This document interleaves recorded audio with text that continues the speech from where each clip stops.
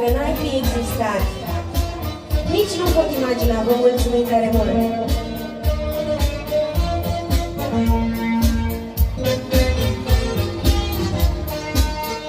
Poate nu te meri, dar sunt fericită și simt că am câștigat muntele. Numai de aceea, uneori mi-e teamă, am câștigat și nu mai vreau să pierd. Darul meu primește, este iar iubirea. Te crezi că nu-i prea mult că mă vei ierta, dar fi fericirea un dat anume.